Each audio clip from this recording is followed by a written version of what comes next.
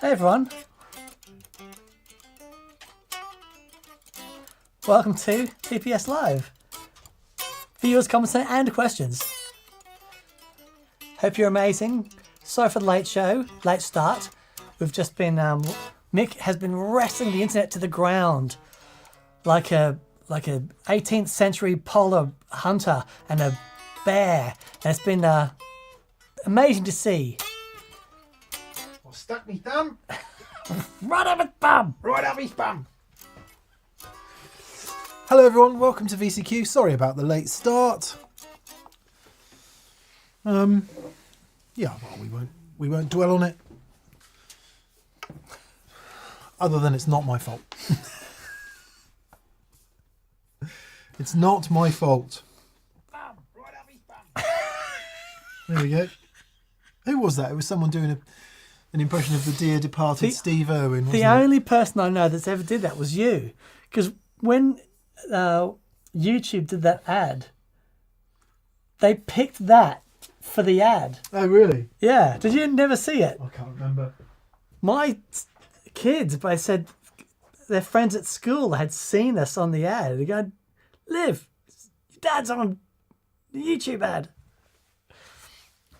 And then they see you go, took his thumb, right up his bum. Right up his bum. It was someone doing an impression of the dear departed Steve Irwin. Oh, okay. Yeah. Anyway, we say hello to BV. BV, thank you so much for being among it and making it work. Yes, mate, thank you. We greatly appreciate it. Jamal Hill Richardson Albini is on. I've just been signing a card for you. We have just been signing a card for you, Jamal. Jamal was one of the many people who bought an Argo Boost Deluxe at the weekend. Thank you. Todd Roy, John W777, Mark T. Derry is on. Andrew Jones is on. Schweg 9140. Schweg.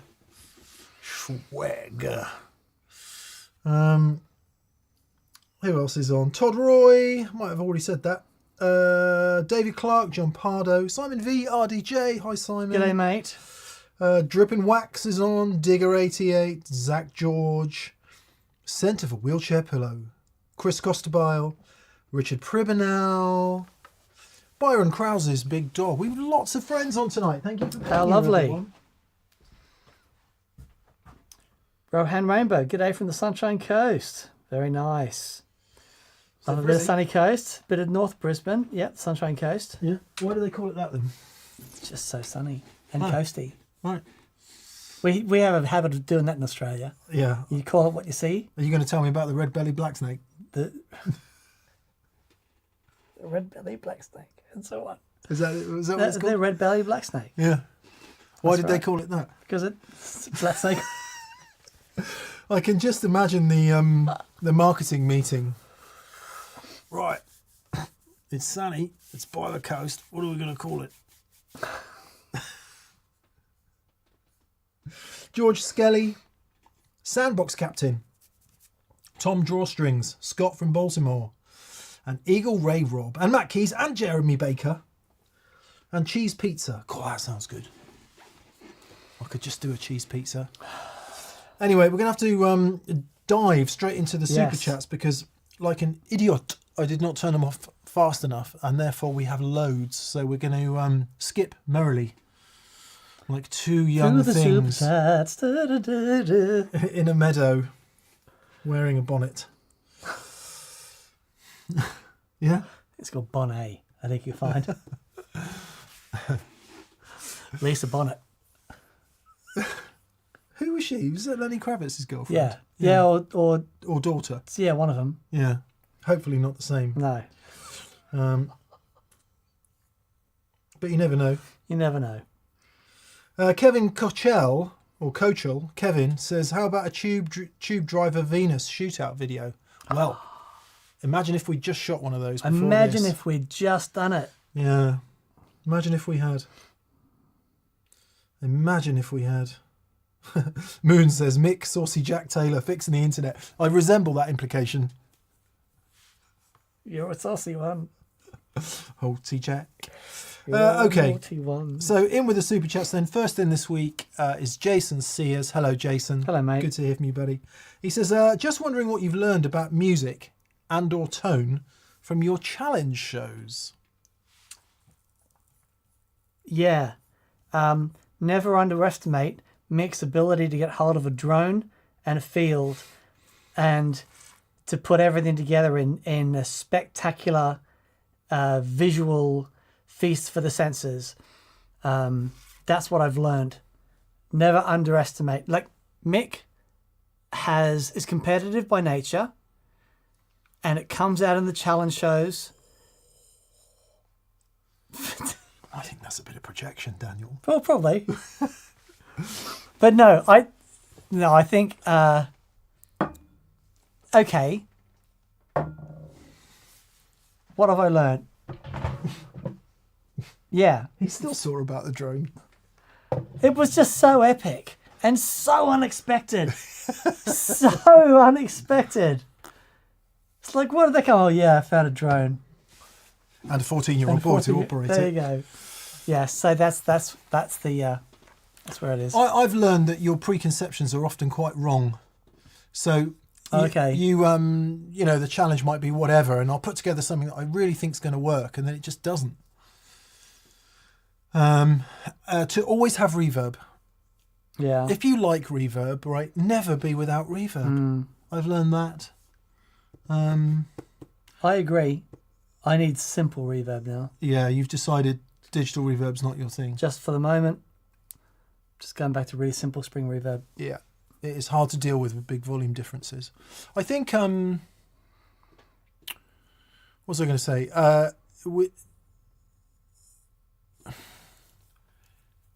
Loads of people, the hay bale solo was epic. There you go. There you go. The drone stuff was just brilliant. So Yeah, it was amazing. That's all I'm saying. I've started playing in a couple of bands again and doing rehearsals, and it is amazing how much it changes from being in here and listening to tone and from being in the band. So that is all part of that learning as well. Yep. Everything changes again. Everything. So I suppose the learning point is don't be too attached to something and be afraid to change it, which itself is a dangerous place to be, because then you're always changing and you can't get used to anything. So Yep. yeah. Thanks for the question. Yep. I've learnt that I can put together a pedal board quite quickly, much more quickly than I could 10 years ago. Right. Well, that's good. That's good. Thank you, Jason, for the question. P Design P says, hello, Mick. When you would like to cover John Mayer or SRV songs, would you switch to a tube screamer or still go with the tube driver? Best from Dimitri. SRV is kind of interesting because you sort of have to have the tube screamer, but what I never really got my head around for years and years and years is you also have to have absolutely loads of treble. Right. In the amps? Just Everywhere. somewhere. Right, okay. And of course it depends on era. If you listen to early stuff, Texas Flood, for example, a lot of that's very clean, really, really clean. And then by the time you get to In Step, his final studio record, you got fuzzes and all kinds of stuff. So yeah, the whole gamut. But yeah, tube screamer with plenty of treble dialed in on the amp. Right. And don't be afraid of positions 2 and 4. Yeah, okay. Which I was never a fan of. I was always a fan of those, but never once did I use position 3. No, Stevie Ray liked it a lot. Right. Yeah, Clappo likes it a lot. Okay. John Mayer, I don't really think of John Mayer as tube screamer, I know, which might be sacrilege to a lot of you. I think of John Mayer more as Klon and Dumble, or Klon and Two Rock, or Klon and Super Reverb. You know, that if you think about where the tube screamer sits, like, I don't know, depending on which tube screamer, anywhere from 550 to 800 hertz, somewhere in that is where the nose is going to be on it. Klon up from there, 1 plus a bit more extended high end, which is not the high kind of high end that Stevie Ray had. It's high end from, anyway, you debate that all day. For me, Mayer is much more about 1K and nowhere near as much overdrive for the classic Mayer clean. And a completely different attack to the guitar. And it might be that that's the biggest difference of all. Right. Don't discount Stevie Ray's E flat. Huge, huge, huge difference in sound. Even when you're not playing open strings. Guitar is different. So yeah, I'd say Mayer, Klon, Dumbley Sound. I would say Stevie Ray, TS. Obviously he used a Dumble, but the way he used his Dumble, yeah. So that's what I would say. Dudley Ross is on. G'day, mate. Ah, Dudley, you have reminded me of something. Yep. So Dudley is doing this thing called The Spirit of Jeff Beck with Jack Griffith and Dudley. I spoke to Jack this morning. Did you? And they're doing loads of gigs in the UK. Go and see it because they're awesome. Yeah, I'm looking forward to it. Be really cool. It's next week. So go to the Spirit... Hang on. Go on Dudley's website, which I don't have the address for. Dudley, please post it in the chat. DudleyRoss.com. DudleyRoss.com, there you go. Go to DudleyRoss.com, check out the dates for the Spirit of Jeff Beck tour featuring Jack Griffiths. And yeah, do it. Yeah. It'll be great. Be really great. Be really great. Jason Sears. Hello, Jason. Hello, Jason. He said, I'd love to see a baritone show.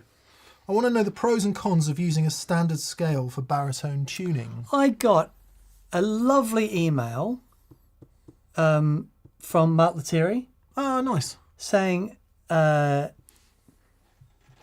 he'd said that someone had said you'd be interested in doing a baritone show. And he's here actually when I'm in the US. But he said next time he's over, he'd love to come on and do a baritone show with us. Nice. I love his baritone playing. Yeah, very cool. So great. We'll get into it before that because two things are happening. One, Novo want to lend us a guitar for a minute. Okay. Which I'm quite interested in because I like their guitars. Yeah, me too. And I was talking to someone at Novo about what we might want to borrow, and it's always a bit awkward, and it sounds very ungrateful to say probably best not to send us a normal guitar because if we're demoing pedals and amps, we need to keep something familiar, and that familiar thing is usually the guitar, and Dan and I are really comfortable on our main guitar, so playing other guitars is often a bit difficult. So I said, have you got baritone in loan stock that you could borrow us for a bit? So they're going to send us a baritone. Fabulous. A 28-inch scale one, to come to your question, Jason. And maybe we can learn a little bit about that.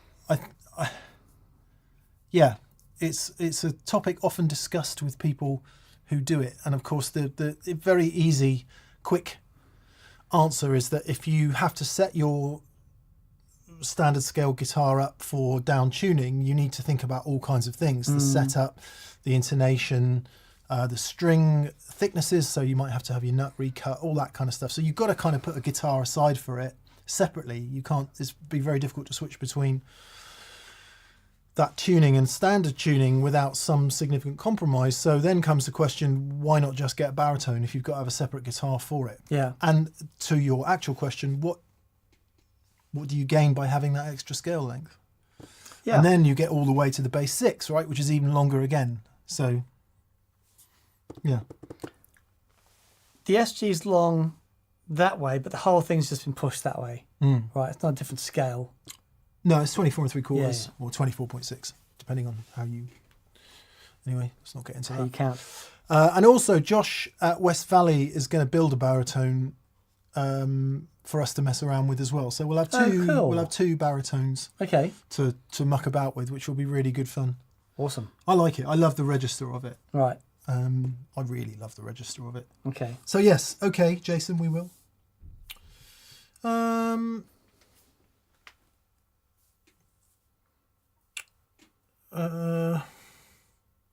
Frankie Holt says Ariel Posen tunes standard scale to baritone tuning. Yeah, he does.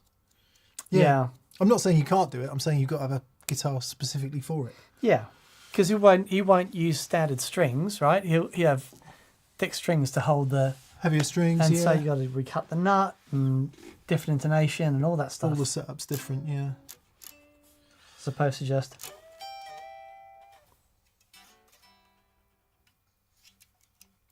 Andrew R says, Mick, you recently said you were using the Hudson Broadcast as the drive on your baseboard. Can you talk about how and why you selected it? It doesn't seem to be a very common choice with big guitar, at least not yet. I think, Andrew, because I don't have a specific bass overdrive, and Oh, yeah, interesting. what I know about the broadcast is that it's very open sounding. Plus, it's got a bottom end cut, so if you're going to go for overdrive on the bass, I don't know anything about bass really, other than having listened to it for 50 years, but actually playing it. So I figured that being able to roll some lows out would be quite useful, because the bass lines that I have to play that have got overdrive in them are sort of, they don't need loads and loads and loads of low end. And also because it's got a very nice sort of console-y, pushed clean into overdrive sound for one option. And then it's got the fuzz sound, which we do Starlight by Muse and No One Knows by whoever that is. And Queens of the Stone Age. Queens of the Stone Age. And that requires a bit of fuzzy. So it just works. And I don't know if it's a good bass overdrive or not, but I put it on there because I've got it, and I like the sound of it. So yeah, that's why. I don't really want to get into like buying 50 bass overdrives. Tell you what does sound good, and I have tried, is the Ampeg Scrambler, because we've got that here. That works really nice. But yeah, the broadcast just seems to work great. And again, I know it to be a good console-y sounding, full range, high headroom beast, and for whatever reason I figured that would be a good choice for bass. Yeah, cool. Yeah. Very nice. Jason Sears, great to see you boys grabbed a 100-watt Marshall. Absolutely. Found that I love the cleans of that amp with a Strat and Telly, but I think Gibson style guitars shine with a big Fender twin style amp. Any thoughts? Yeah. We're wedded to this idea of Marshalls as big crunchy overdrives, which of course, no argument, right? Yep. They are that, but the Strat clean sounds with Marshalls is just like... I remember seeing a video of the Average White Band and just hearing it going, oh, that guitar sound was just incredible.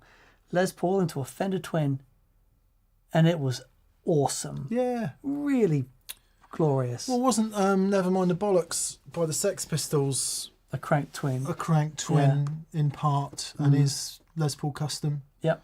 So yeah, totally agree with you, Jason.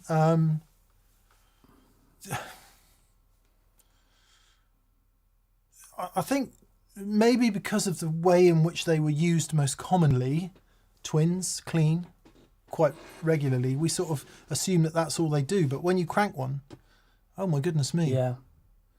We should do that. Yeah. Yeah, the Deluxe is fun enough, isn't it? At 22 watts, 100 watts of crank twin is... But, I mean, you don't get to hear the Marshall cranked enough, but twins you never hear. That'd be lovely. Yeah. It's great. We used this amp today for a video we just shot as well. It's great. Yeah. If you listen to the clean bits in the Argo Boost Deluxe video that we put out on Friday, there's some clean Strat stuff in it. It's that. Yeah. It sounds so together when it's loud. Yeah. I find it's the Achilles heel for a lot of amps, because so often now we don't turn them up. But that amp was made to be turned up, and it's so together. Yeah, it's a beautiful thing. Yeah, really is Hilariously, awesome. I might put a small bright cap back in it. Oh, interesting. The very small one. Right. Yeah. I might. I'll see. Because I feel like at some volumes it just wants a touch more excitement. Yeah, okay. There's plenty of... I mean, turning the presence around makes a huge difference. And obviously turning the treble up makes a huge difference. But some people have said to me, they do sound good with a small bright cap in. I was like, what? You must be on drugs. And then having played it now for a minute, it's like, I can kind of see where you're... Yeah, okay. But in order to do it, you've got to be turning the amp up a bit more. Yeah. So anyway, this is the thing, isn't it? You don't know until you bloody know. Mm-hmm. And no matter how much anyone tells you anything, you have to find out for yourself. You have to. Absolutely. Just for the record, I do not want one in the 50 at all. That amp is fundamentally better without it. Yeah, completely. Yeah. Yeah, completely. Yeah, but the 100 maybe. Jason Sears again. Thank you, Jason. Jason says Neve understood why, when testing the crunch of an amp, many focus solely on its melodic lead tone. How it sounds with rhythm and chords has always been make or break for me. Curious what you think. Completely. If you've got an amplifier that's crunching, it's heavenly, but 95% of the time you're playing chords with it. And it's one thing, what I found with, gain staging in general, but say you've got your amp and it's crunchy, it's one thing to play a chord that's just ones and fifths. And harmonically, there's not a lot going on there. It's quite simple, and every amp sounds good with that. But when you get into,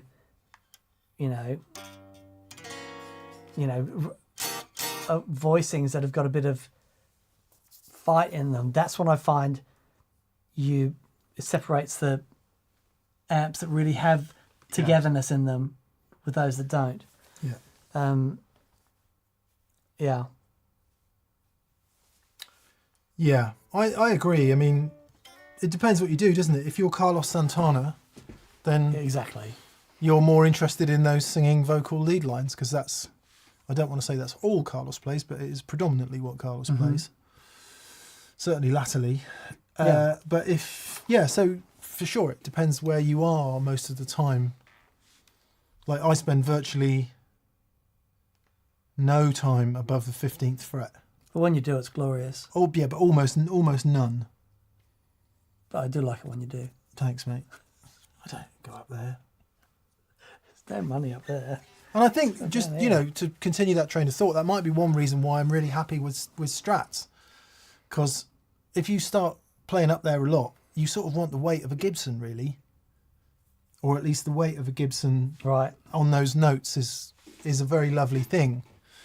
Whereas a lot of what I play is kind of is up to sort of C sharp area. A lot of where I live on the guitar is there. Okay. And I like the clarity of Fenders in that register. I had a good chat to Dan Coggins today about Fender amps. And he said that Leo would do a reductive engineering technique where he'd just pull things out that, because he's quite frugal. Yeah. But he also said that he was a complete engineered genius. Right. Because he knew the stuff that was important, but he knew the stuff that wasn't, you know what I mean? And therefore, if you start off with like a passive Baxendale EQ, and he would take stuff out until you just get like a tone control. Right. And it's magic. Yes. You know? Yeah. So he was a genius, there's no question. Yeah, he knew what mattered. He really did. Huh. And you can't really argue, can you? No, you really can't. Jeff Motter. Hello, Jeff. Jeff Motter says, what is that red cabinet and what speakers are in it? Is it open back? It is. There's a Fender badge on it, but it's not Fender. It's a Tone Tubby 212, like Clapton used for a minute. It's got the open back Dumble style. So it's based on a Bassman, right? Like a mid-60s, early mid-60s Bassman 212. But a lot of those were sealed. It's got the open Dumble style oval back cutout.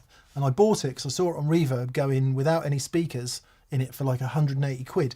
And it is very, very similar to Robin's Dumble cab, or at least it is similar to Robin's Dumble cab in dimensions. And I thought, oh, that looks good. And I'm pretty sure it's made out of pine in the most part because it doesn't weigh anything. Yeah. Anyway, I've put in a G1265 Celestion, the Robin Ford speaker. We can call that because Joel Silber sold it to me. Thank you, Joel.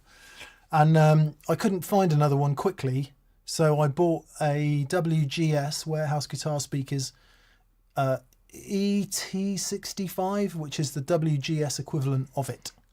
And together, Do they not make them new? Do they not make them anymore? Celestion, Yeah. they do, but Are they different? why didn't I buy a new Celestion? I fancied listening to the WGS. Yeah. Because I like the WGS 12L so much. I thought I'll give the Oh yes, right. I'll Yeah, give that's a the great speaker. ET65 a Yep. go and see what it sounds like. And it works great. It works really great with that 100-watt Marshall, even though it's open back. And it works really nice with Fender style amps as well. So Sounds great with that Marshall. yeah, quite really pleased Really, with it, actually. really wonderful. Really pleased.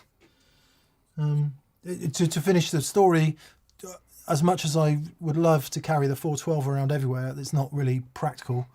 So I'm hoping that will do for the Marshall if I can't take a 412. Love it. As sad as that is. Josh Lawless, any plans to try the new Venus tube driver? We did it today. We filmed a show on it today with various what's it called? Accutronics reverbs. No. Accoutrement. Yeah. Various accoutrement. Yeah, and it was awesome. Yeah, we had my tube driver, the 5-knob version. We had Dan's modded Dean Markley Overlord, which is very similar. We had the Venus. We had the TC Electronic, whatever that's called, Tube Pilot. Tube Pilot, far out. Which we were very surprised by. Yep. Not least that it's actually got a tube in it and it cost 49 quid. Or it cost me 49 quid. And Dan's got Paul Stacey's old tube driver amp, which we bypassed the amp part of it and just used the preamp of it to have a go with that as well. Yeah, really fun. Yeah, so it's great. And needless to say, we're very impressed with the Venus indeed. So much so, without spoiling the outcome of the video, I think I'm going to put it on my board instead of the tube driver. Yeah. Not because it sounds better, but because it sounds, I would say, as good. Yeah. But given that we're talking about subjective, right, it sounds every bit as good to me, and it's much smaller and much easier to power. Yeah. Win. Yep. Justin Charbonneau says, does the Red Wing have a kill dry? I'm wanting to use it in a stereo rig with a stereo line mixer. If no kill dry, would I just max the effect blend and mix level with the line mixer? So, right, the kill dry is, it goes from 100% dry to 100% wet, but then you have a separate volume control. So 100% wet, volume control, bingo. But there's 2 outputs on the back as well, and you can switch it between being stereo and being fully wet and fully dry. So yeah, I do that myself and I mix it in parallel. It's incredible. Yeah, so that's a really, really great way to use it. Nice. Non-aligned. Hello, non-aligned. Non-aligned says, it seems a few dBs can make a big difference. Have you used an attenuator live? The sound of a 100-watt Marshall versus a 50 isn't all in driving the speakers. No. You know my favourite thing to do with an attenuator is? Turn it off. No. We've got some attenuators here that we've tried, and they're great. I like attenuators if they're just on a little bit. If you're using the attenuator to like halve the volume, then I think it's the wrong amp for what you're doing. Yeah, yeah. But definitely some attenuators. Our favourite is the Iron Man from Tone King. That thing is wonderful. But even the little Marshall one and stuff that we've used, you just if you use the Palmer one, sorry, yeah. It looks a lot like the Marshall. Yeah, yeah. But anyway, even if you just notch it back one, that quite often is enough to make it a bit more usable. Yeah. You know. I'm interested to try one on the 100. I've never wanted one on the 50 because the 50 seems very loud. Yeah. But actually in a band it's not that loud because it starts to get drowned out because it's so overdriven. The 100 is just too loud. It's just too loud at its sweet spot. So I'm interested to see if like taking 3 or 6 off that would kill it or not. We're going to be doing a show soon on attenuation, but I want to call it something like appropriate volumes at gigs or whatever. Like I've got the same problem with the high watt, but I'm really keen to try the new Celestion speakers, which they're going to get over for us, just to see. There's a very basic. We've reflected on this quite a lot just recently, but I'm sort of fascinated by it. One of the reasons Dan and I love playing loud in here is because I think we're both used to playing with bands so much, and there is a cumulative effect of a band playing bass, drums, keys, whatever that moves you, right? Moves you physically, and that feeling is very special. Now, when you don't have that, I think we're here turning up 4x12 cabs to try and get the guitar to move us. But then if you take that and supplant that in your band, all of a sudden it's just cacophonous, which we can remember from being teenagers. And so you can afford to let the guitar go back a bit.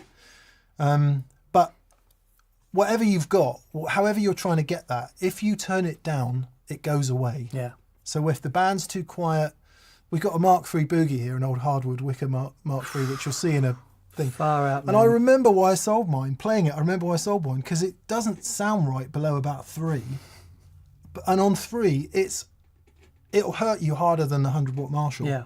So on 4, it'll hurt you harder than the 100 watt Marshall. So, and yet we've got used to that feeling of moving air, and so no matter how you turn it down, whether it's a master volume, whether it's an attenuator, it's not. My point is, it's not just about the sound. It's not just about the gain and the EQ. It's about the physical effect of moving air, which is why I've never been a fan of attenuators. Yep. Because the minute my organs aren't moving,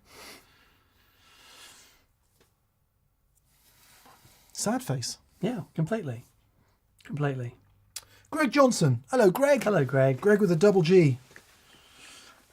Strong G game. You mean double G at the end of his name, right? Not just saying there are 2 G's in Greg. Oh, he's got 3 G's. That's right. Yeah, in total 3 G's.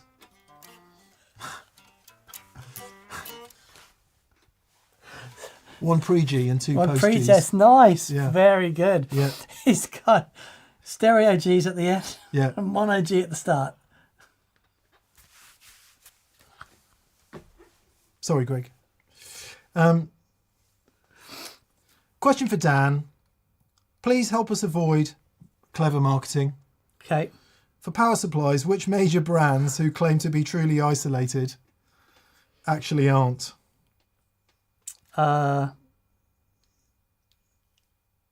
It's a question you're going to need to pose to the Watch him squirm. right. It's a question you're going to need to ask if you're going to buy a power supply. Just ask the question: Is it truly isolated? Is it truly isolated? Are both the positive and the negative isolated? So Greg has a Voodoo Labs PP3 Plus. Yep. Do you know? I think the Voodoo Labs, they actually, if it's the one I'm thinking of, it uses an old school toroid transformer in it with taps off the transformer, so that will be isolated. That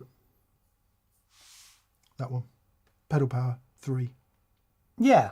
No, they're great. They're great.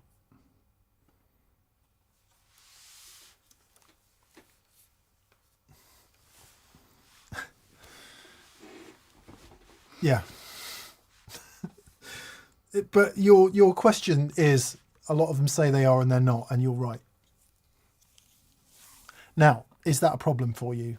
Depends on your board, depends on what's on there, etc., etc., etc. Yeah. Like there's someone in the chat, I guarantee will say, I've been using a daisy chain for 20 years and have never had any problems whatsoever. Yep. And the way Boss designed their pedals, that daisy chain was meant to work, and often it does. What's happened, we're playing in different environments now where things are more sensitive, like overhead lighting and LED lights now, much more noise in those frequencies than the old park hands. And it's one of those things, you need to be super sensitive to it. If you're at home and you've got half a dozen Boss pedals and you've been using a daisy chain for however long, that's, awesome.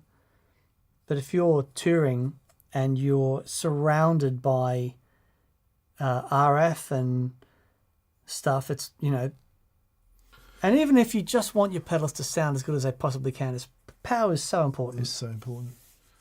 Yeah. I mean, in my pedal board, I've got at least 2 tube pedals and a very modern digital reverb. So in that environment, man, I've got to get the digital reverb as far away from the tubes as I possibly can. And any other kind of, like the big bit of the power supply can't really go anywhere near the tubes. So it depends on your board. Yeah. Doesn't it? Yeah, completely. Yeah. But then also, how much do you care? My dear friend Alistair, bless you, Ali, who I've got in touch again with recently, who I love dearly, and we've reconnected after many, many years, and it's been truly wonderful. He shows me his pedal board, sets it up. He goes, I don't think this will be too noisy. Plugs it in, and I'm like, stop. I'm going to fix that for you. So, what's your level of tolerance? Because for me, well, you've seen me on shows. I'm like, no.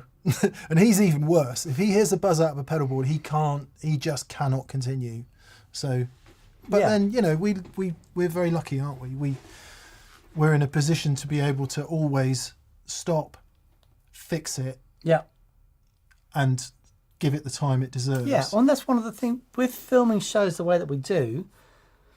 Yeah, because it's 110 dB, right? So you're going to hear the noise. That's right. But it's also the boards that we put together to do the shows. It's the first time we hear the boards when we're about to film. So, if you were putting together a rig, you would, whatever issues you come up against, you solve them and work out what's going on. Yeah. Sometimes that can take an hour or more. Yeah, exactly. Or 2 or 3 hours. Yeah, and it's important to, every pedal is designed different, and you just, until you plug things in, but to give you the best chance, really good isolation, making sure that you've got enough current on tap so that nothing is working hard.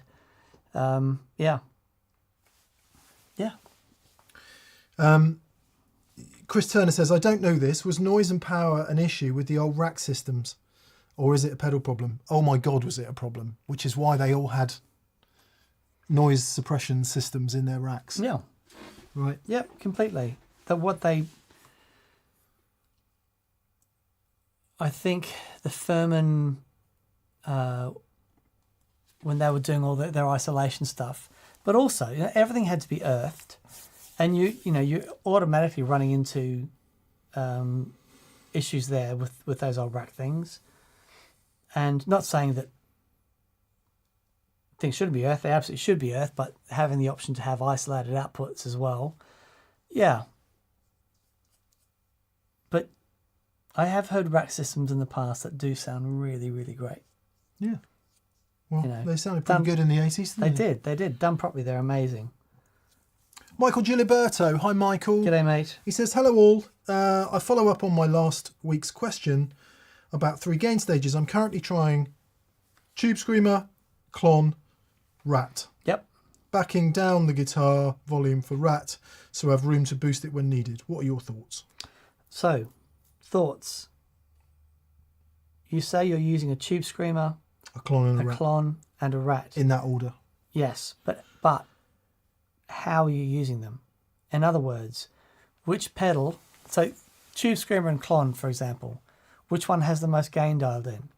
It's not about, a good place to start is understanding that it's not about the particular pedal and the order of the pedal, it's about how you're using it. So for example, I could have Tube Screamer and my Clon, but if I'm using my Tube Screamer as higher gain and my Clon as a boost, then I'll have my Tube Screamer sound and the Clon is going to take that sound and boost it and make it louder. But if I'm using the Clon for higher gain and the Tube Screamer as a boost, what that's going to do into the Clon is make it more saturated. So it won't necessarily give you the level that you're looking for. So it's not about the pedals per se, it's about how you're using them. Now, you do have other things to consider. You've got your tone, where the mid sits. So In the Tube Screamer, it's between 780 and 800 around there. In the Klon, it's 1K. So the mid-range is different, but depends on, again, where you set your tone control. So, and the Rat, I mean, turn the gain down with the Rat. It's a great cleaner overdrive. So I'm assuming you're using the Rat as higher gain. The way that I would use them with my own setup is I would probably have the Klon at the very end, Rat in the middle, and Tube Screamer, because I would use the Tube Screamer as a cleanish mid-range boost to give me more gain into the Rat, and then the Klon I'd use as a solo boost to take that sound and give it more. Yeah, but I don't know how you're using the pedals. Yeah, I'd do it that way too. Yeah, I'd do it that way because one of the things when you're gain staging, like if you're using a 2-channel amp, for example, and you've got like a dirty sound and a clean sound, you've got a volume problem. And it's the same with gain staging in pedals. And the problem is, if you need to have quite a heavy overdrive sound for a rhythm guitar part, for example, underneath vocal for playing some rock, you need that heavy overdrive to be lower. So, but then if you need to use that sound loud, then you need something to boost it afterwards. And that's why Dan is saying the Klon works so well at the end. Yeah, definitely. The TS can work in that situation really great, but it's so mid-boosty that sometimes it can just make everything sound a bit nasally and a bit... So down. It works great as a boost into other things, not least because it drops a bit of low end as well, which is why all the metal guys used to use a Tube Screamer into a 5150 or a dual rectifier or a Marshall for that matter, so to just clean it up a bit in the bottom end. So yeah, I'd use the Rat in the middle, set to a lovely heavy distortion sound, but a bit quieter. And then if you want it louder, Klon, boom. Yep. Yeah, great. Loud as you like. Yep. Yeah. Anyway, have fun, Michael, Yes. and try that out. Hi from Tennessee, says Mellow Fellow 7. Hello Awesome. to Tennessee. Where's Tennessee? It's where Nashville is. Okay. Nashville, Tennessee. That's right. Okay. Yeah, in the south. Where is it from Texas? Right. Right. Okay. Because I've never been to Nashville. I really want to go to Nashville. You'll enjoy it. I really want to go to Nashville. Go then.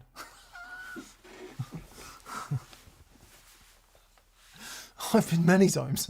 Well, not many, but a few. Ah, okay. Sorry, who's saying hello from Nashville? Hi from Tennessee. Maybe not Nashville, sorry. Could be Knoxville. Is that in Tennessee? Anyway. I'm seeking Strymon Timeline, best practices with my baritone. Are the presets stellar as is? My purpose is to enjoy a variety of delays without too much fuss. Any advice? Daniel, you know the timeline. Yeah. The presets are great, but the presets also are to show you what's possible with it. Not necessarily this is the most appropriate sound for what you're after. Absolutely, go through them, find something that you like, edit it, save it to where you want it to go. Timeline has ended up back on my board because, I mean, it does sound great, but I'm so used to working with it that I can dial in exactly what I need really quickly. So I'm back to being really into it. So the great thing about the presets, it will give you the first thing to do, plug it in, get a sound, and then go through all the presets. Make note of the ones that you really dig, but because there's some really out there ones in there, but there are some ones that sound awesome. And then go back to them and then work out what it is about them that you like. Also, if you play stereo, the dual delay, the pattern delay, fabulous. There's a couple of things with the timeline as well. The looper in it, it's like a 60-second looper, and it doesn't remember anything, but it's fantastic. You mean it doesn't remember anything once you turn the pedal off? Once you turn the power off, exactly. Yeah. I love that because you've got to be on it on the moment, right? Also, that thing where you're playing and you just whatever preset you're on, just hold your foot on the pedal and you get instant repeats. there's a few things on the timeline that I think were so well thought out. And it was 2012, I think, that came out. Wow. And they had that nailed back then. So, yeah, have fun with it. It is such a fun pedal. But, yeah, find the sounds that you like and then spend some time with them to work out what it is you like about them. Yeah, the presets are always a good indicator of what can be done. Yeah, if you don't completely. know. I would also say, and you'll find this surprising coming from me, if you've got a pedal like that, it is totally worth diarising some me time, and like whether it's a Saturday morning or whatever it is, whenever you can get some time, write everything else off and just go through the manual. Yep. Watch some demo videos and just at a very, very slow pace, start from the beginning, understand what each of the controls do. Because honestly, you've spent all that money on a pedal, the amount you'll get out of it if you actually understand what it does Yep. is so worth the time. And Yep. don't pressurize yourself. Like, not in a band situation, not when you're trying to learn how to play something, not when you're just grabbing 10 minutes here. Actually treat it like some vacation time. And Yeah, it's very good. and get into it. Yeah, very good. You will come away inspired, I promise. Yeah. Yeah, it certainly won't be time wasted. It's yeah, it's a great, like all of those things, they all sound great. They're all very clever. The Timeline is just one that I happen to know quite well. And yeah, you'll have a lot of fun with it. Yeah, it's really, an great. investment against future frustration. Completely. As well. Peter Nash Music. Peter, thank you for your incredibly generous super chat. Thank you everyone Thank for you, your mate. generous super chats. Yes, We're thank very you. grateful. He said, this is Peter Nash Music, I finally sent my upcoming rock record over to the US for mixing. A great time recording with great musicians, the gear I love and the knowledge I gained from you guys. One fine day, I will send 2 LPs to TPS if you have interest and record players. We have record player, singular, I think. Yes, I've got one at home, but I'm doing an upgrade. Nice. Yeah. Nice. Actually, I'm going to change the preamp on mine. Are you? Oh, nice. I know, mad, isn't it? Yes, please do. We'd love to listen. Actually, there's another LP that we have to listen to as well. And congrats, Peter, to actually commit to doing it and do it and get it out. It's a big deal. Yep, Isn't it it? is. It is. Okay. Yeah, it's a big deal, Dan. It is. Yeah. Any sign? So, can I tell you a story of woe? As long as it's quick. We've got another quick. 20 super chats to get through. Yes. Re-recorded the drums for the last track and put them in the track. But after being very specific with the engineer, saying we record at 48, of course he recorded them at 44.1. And it is a nightmare. You can easily change the sample rate, but But I've won't done it a sound number exactly of the times. same. No, it sounds it's off. It Right. moves. right. It's beyond frustrating. Anyway, yeah. Yeah. Anyway, so we'll probably have to go and record the drums again, but it shouldn't be too much of a. Yes, it's a ball ache, but at least Doug knows the part really well by now. So we'll see. I'm going to have one last crack at it this coming weekend. I've put aside a few hours to see if I can do it. And if I can't, we're going to re-record the drums. But the 3 of the 4 songs are done, mixed, they're ready to go. So you were telling me if you get the drum tracks, you put them into Logic and you bounce them out at a different sample rate, it doesn't work. If you get them, if they're recorded at 44.1, Yeah. and you put them in, and then you bounce them out at 48, Yeah. and then you put them in the other track, Doesn't work. doesn't work. That's amazing. Yeah. That's fascinating. There are some specialist devices that you can use to do it, but Have you asked Gareth? no, I will. I'll get Gareth, if you're in the chat, Dan needs you. Yeah. Because it's a Paul- really Paul great must drum know how take to as do that. well. Well, he can, but to do it would take him ages to do it the way that he would do it. Wow, I had no idea. Yeah, that it's was a that was a nightmare. thing. Well, no doubt you're furnishing your thoughts in the.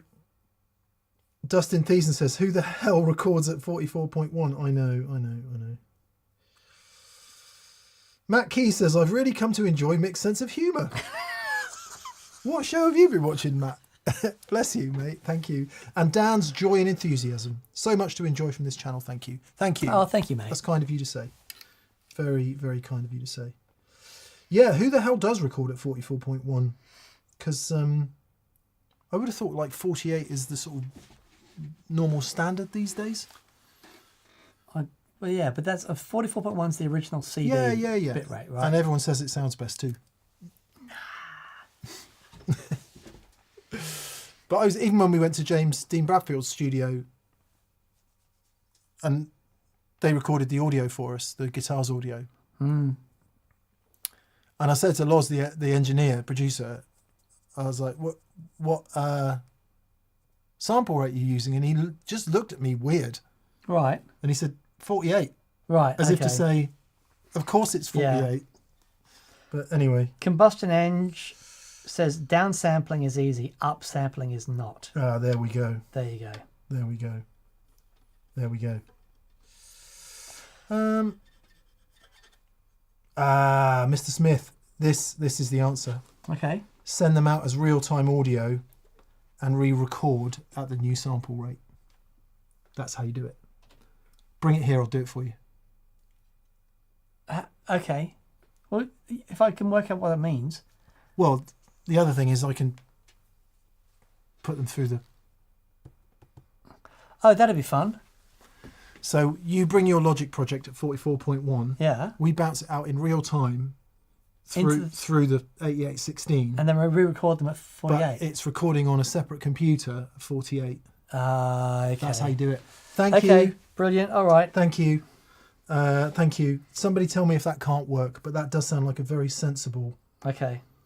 Dustin Thiessen says 96k or bust, baby. Yeah, there you go. Yeah, I might try it actually. I've never actually tried it. Do audio interfaces clip less than 96k? That's a question. Right. Anyway, sorry. Let's move along.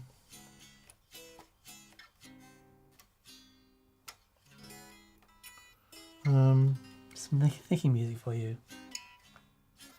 Gordon Rankin says, don't do that. Resample with a good resampler. Okay, all right. And you would know, Gordon. Right, let's move along. Sorry, we do need to hurry up a little bit. Okay. I'm in a Tom Petty cover band. Oh, man. Says Jimbo Diddley, and Jim is fully in to the Tom Petty thing. He's got two questions. First one, I'm learning Mike Campbell parts, finding it very inspiring and elucidating. Oh, yeah. He writes some of the best guitar parts.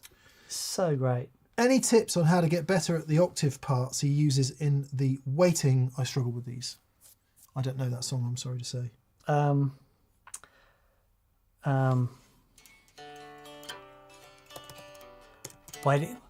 Waiting is the hardest part. Is it a 12? There's a lot there's a lot of Rickenbackers in the video. Yeah, but I don't think... I'm not sure if... Yes, I'm not sure what the other guitar part's doing.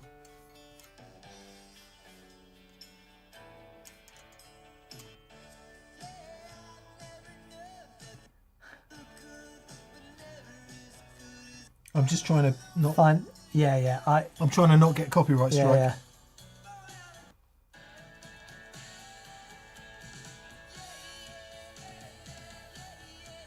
Looking like a lot of 12-string Rickenbackers in the video. At least one, anyway. Yeah. I tell you, there's an app that I've recently purchased, which has been incredible. And I'm not sure if you knew about this, but Paddy turned me onto it, called Moises. Have you heard about this? You showed I showed it it to you. That's right. I did show it to you. And it separates all the parts in songs. You feed it in an MP3 and it splits up all the harmony parts and the music and separates guitars and bass so you can hear what the guitars are actually doing. And it's been wonderful. So if you actually want to listen to what the guitars are actually doing, because it can be really confusing sometimes. Like in a mix where you've got noise and keys and bass and two guitars and stuff, it can be tricky sometimes to work out exactly what's going on. This has been a godsend for me. So yeah, Moises, Moises. Jan A says Moises is pretty decent. Yep. There you go. So I'm sorry we don't know the actual answer to that, Jimbo. And his follow-up question is, what are your favourite Mike Campbell parts? Dan's been learning some of this stuff recently and listens to Tom Petty a lot. Yeah. What are some of your favourite parts? I love the American Girl solo. I just love the energy in it. And that he would rip that out, just whips it out at the end of this. And it's like, that was my favourite. A lot of the people, that Sultans of Swing thing. American Girl. But that for me was that little, that was my thing that I did. I really dug that sort of, in that vein. It's the Heartbreakers in general, but Mike Campbell underpins so much of what has become de rigueur in Americana music, isn't it? Well, I saw him playing with the Dirty Knobs. I think that's what they're called, and at NAMM, like many years ago. Yes, and correct. He was just, because I'd never got to see Tom Petty, which is very sad. But oh man, he really is something else. Just such a wonderful way to approach. He's got a really great YouTube channel actually, and he goes through lots of this stuff as well. So yeah, I'm sure that any of that stuff is probably already gone through and explained how it happened and his approach to it and what he was using. Amazing. Yeah, I've got a few artists who are just a complete blind spot. Not because I don't like them. There's some that are a blind spot because I don't like them. But in Tom Petty's case, I love the music, but I have a blind spot to it. I don't know anything about it, and I have never studied it. So I think maybe because some of it's just so ubiquitous. Right. A bit like if you've never really got into the Beatles. Yeah. You kind of know it, but you don't really know it until you start listening to it. Yeah. Oh, man. Yeah. And yeah, so I'm afraid I remain ignorant, Jimbo, to a lot of that wonderful stuff. But I can imagine being in a Tom Petty cover band is an incredibly satisfying thing to do. Yeah. Please tell me you've got some Rickenbackers. Please. Titan Sky from Australia. Hello. Says, hey M&D, I like pushing my amp with volume on an overdrive for dirt sounds. But then if you switch the OD off, the clean sound is too quiet. I'm thinking of getting a Boss LS2 and flip-flopping between two sounds. Is there a better solution? Okay, so Titan Sky is saying he loves the sound of running the overdrives with the level high, which is a great way to do it. But then, of course, when you turn it off, the clean sound is a bit uninspiring. So how do you get around that? Yeah, so it's a really interesting question because the sound of your overdrive pedal will change depending on the circuit, but can change quite drastically as you increase the volume. Especially stuff like fuzzes and boosts. Yeah, completely. Like with the tube driver today, if you've got a pedal where the last thing in the circuit is a passive tone pot, then the tone pot is responsible for the impedance on the output. And that alone has a huge impact. So because the higher you turn it up, the lower the output impedance. The lower the output impedance. So it's just driving everything much easier. Exactly. Yeah. Clarity and everything. Yeah. And you hear that in fuzzes. Yep. Especially silicon fuzzes. Yep. And you hear it in, as Dan says, the tube drivers that we were doing today. Yep. They just sound much better with the volume around. To your problem, turn it off. Where's my amp gone? Yeah. So what you might want to try, okay, something like a Boss G7, if you put that after your overdrive and use the level control on the G7 to turn down. So get the overdrive sound what you want, right? And then pull down the output of the G7. So when you turn off the G7 and the overdrive at the same time to get the clean sound. But the really great thing about doing it this way is that your rhythm sound with the overdrive is with the overdrive on and the G7 on. But your solo sound, you just turn the G7 off. That's a good idea. I was due. That's a nice idea. You don't say what guitar you use. If you use a traditional type guitar, like any traditional type Fender or Gibson, especially a Gibson with 50s wiring, especially if you use any kind of junior with a P90, I would say leave it on and turn the guitar down. Oh, interesting. Yeah, that's a good shout. Because if you've got a guitar like this, for example, whether it says that on the headstock or something Gibson-y, honestly, this sound with your overdrive pedal up on 10 across the board, 10, 10, 10, 10, 10, 10. Where do you go? With your overdrive pedal on is going to be glorious. Yep. In excelsis. Nice. And then if you just go like that to about 5, it will be borderline the best clean sound you've ever heard. Yeah. So I would do that, personally. Yeah.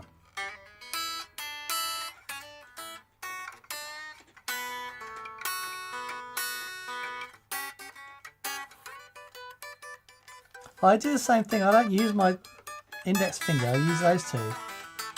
Oh, now you just use your index finger. It's showing off now.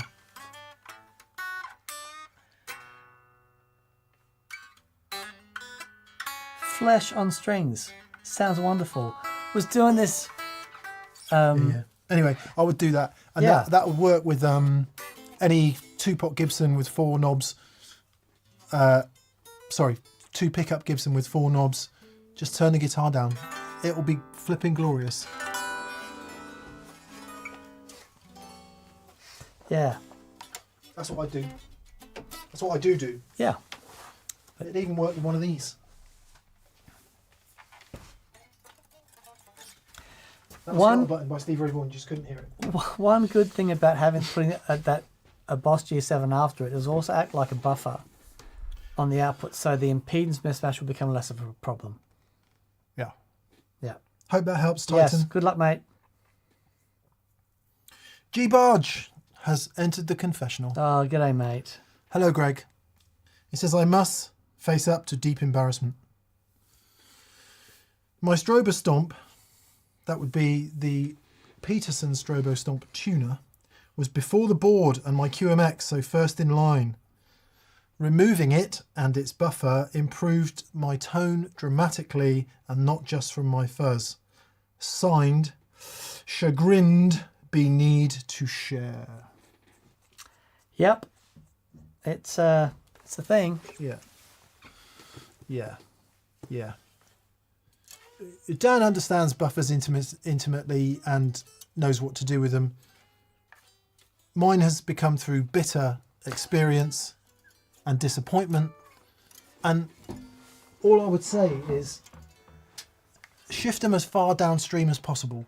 Right. That's what I like to do. I don't want any buffers before Your stuff. Yeah. before any gain pedals.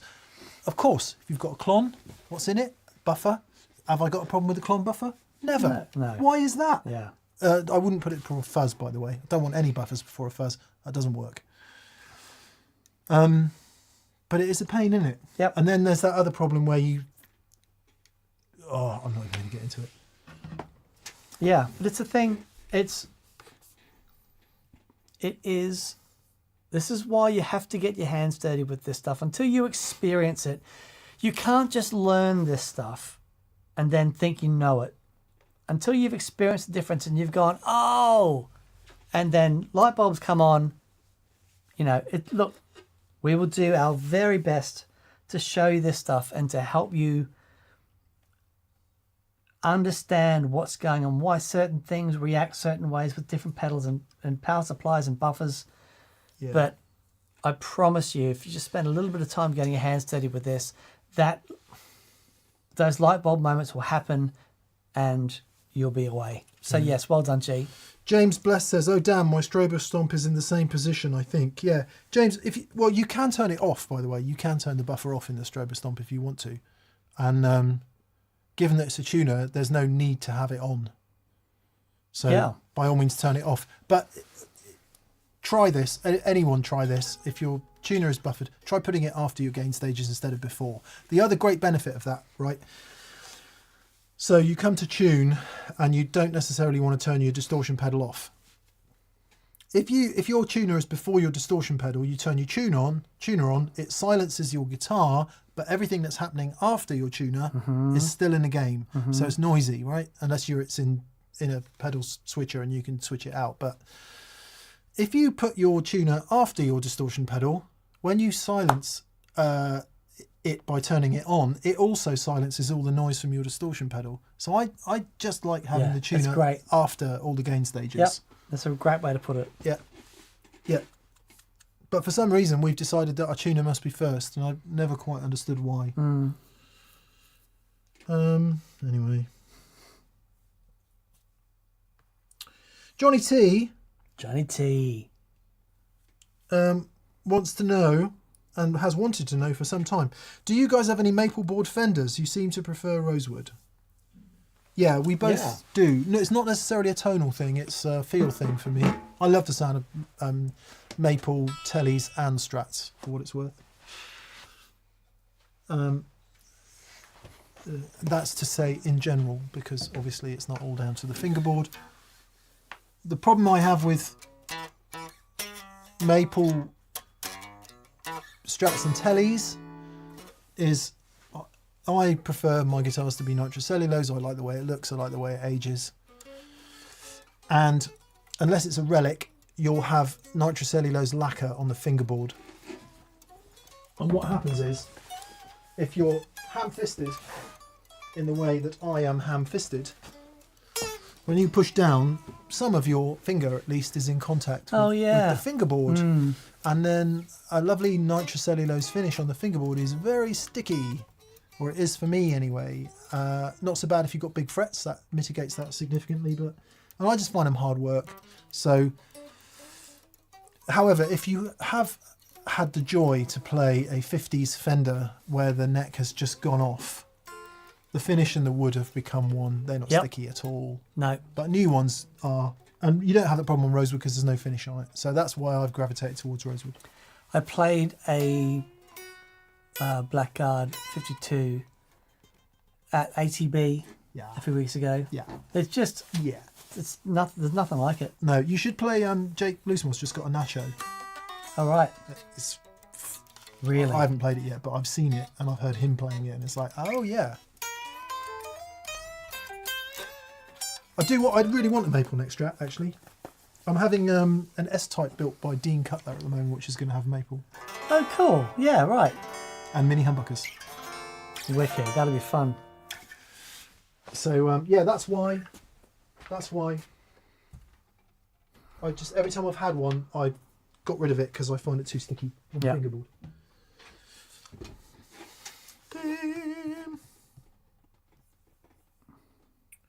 Frankie Holt says maple is a bit snappier, even though it's softer than rosewood.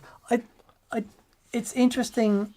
There is a difference, but I often find them quite warm. I find it warmer in the mids. Yeah. Because it's almost like rosewood is either side and maple's more aggressive in the mid. Okay, that's interesting, yeah. But you can't put it all down to that. No, you can't. No, there's so many. That would be my general experience. Yeah, agreed. More rock mids in maple. I agree. No, I agree. No, I agree. I agree. No, I agree. Iron Wolf 1776. Hello, sir. Hello, sir. Iron Wolf says, good evening to you, gentlemen. I bought the AC30CH head. Good work. I was considering, and it has proven to be fantastic. Wet-dry partner with my JTM 45. There you go. Killer. Two 4x12s make a glorious noise. The only drawback is the AC's weight. Really? As a head? I'm surprised it's super heavy. I would have thought a 4x12 is considerably heavier, but Yeah. Yeah, as a head, I wouldn't have thought that was too bad. yeah. I've always poo-pooed the weight problem thing. No, I don't even consider it. Well, all I'm going to say is, now I'm a bass player. Oh, it's a different My thing. Ampeg 4x10 is annoying me already. Yeah, I got it. Because not only is it heavy, it's poorly designed. Yeah, okay. It's got a big handle, Yes. so you can wheel it. Yeah. But as you can imagine, I don't like wheeling it because I don't want to shake it to bits. No. But I'm assuming it's designed to be shaken to bits. So I'm going to get some more padded, I'm going to get a cart. Yes, get a with cart.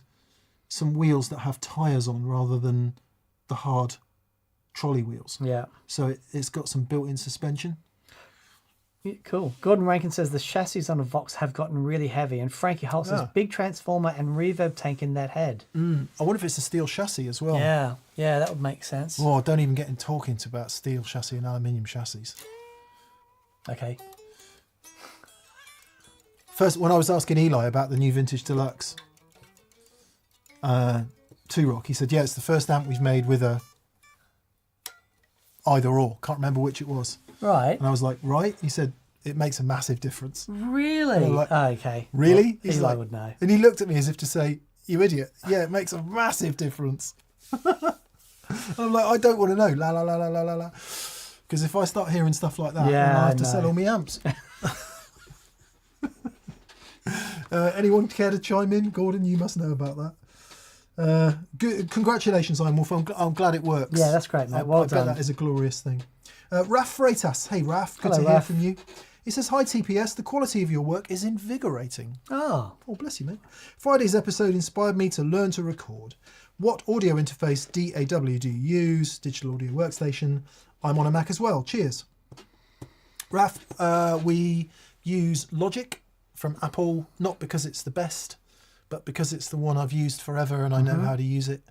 The audio you're hearing now is via Universal Audio Luna, so we also use that because the audio interface we use is Universal Audio. We use that stuff because we've used it forever, ever since we got rid of our little Zoom portable recorder. In fact, I haven't got rid of it, it's out there. And I just moved to Universal Audio. I don't know why, really. I think because other people we knew used it and we had a relationship with Universal Audio. And when we first started using it, we were blown away. just blown away with how much better it sounded than what we were using before.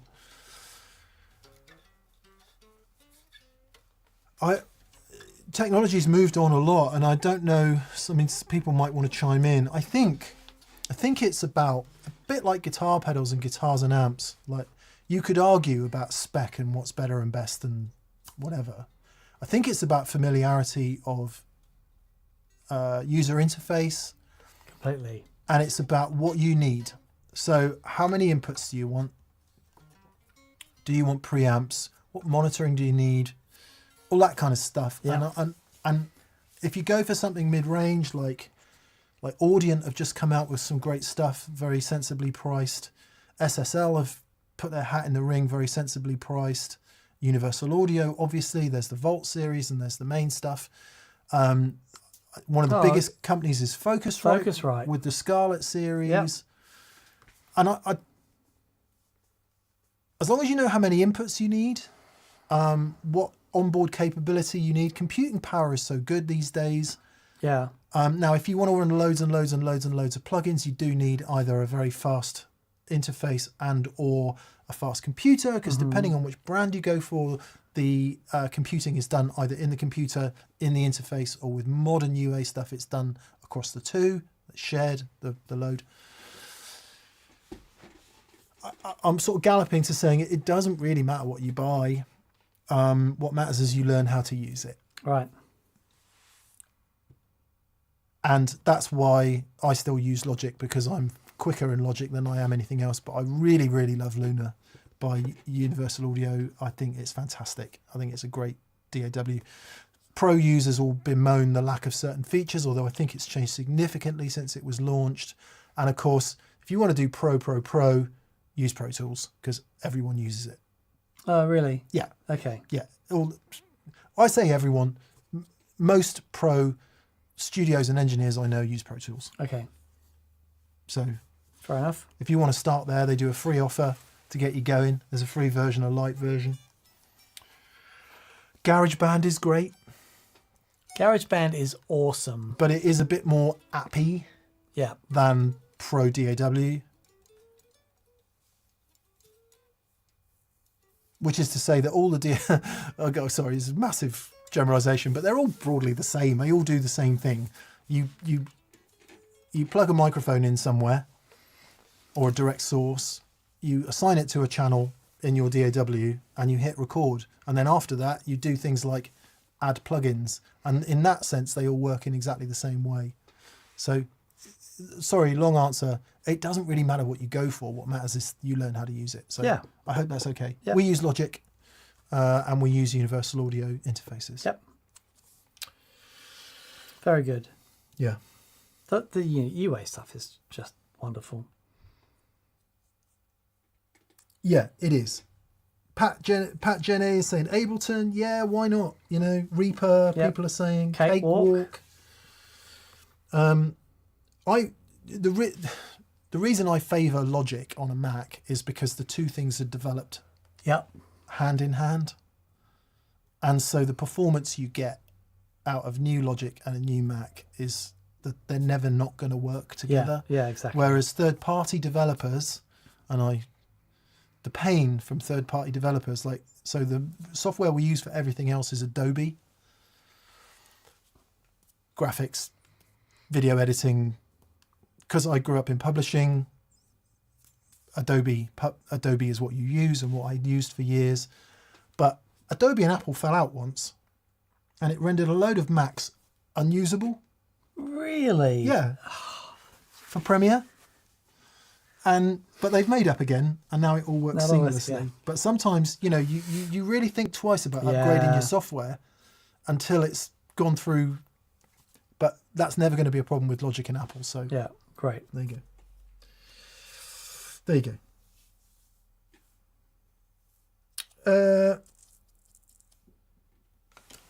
Good. That's my good chord. Oh. Nice. Oh yeah. I was feeling relaxed. Now I feel tense. Yeah. Moving along. Alex 241 Alex's.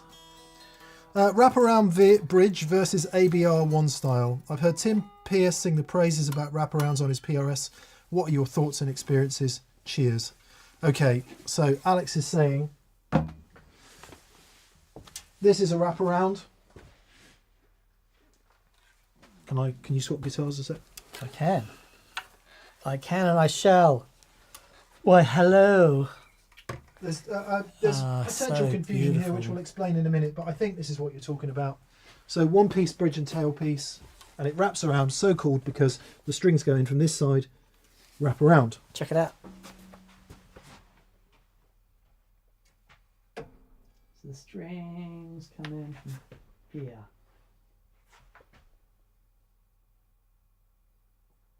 Look at the sharpness and clarity in that. It's amazing. I'm amazed it focuses that closely. So that's that. And then a lot of people would consider this absolute and utter sacrilege on a junior style guitar.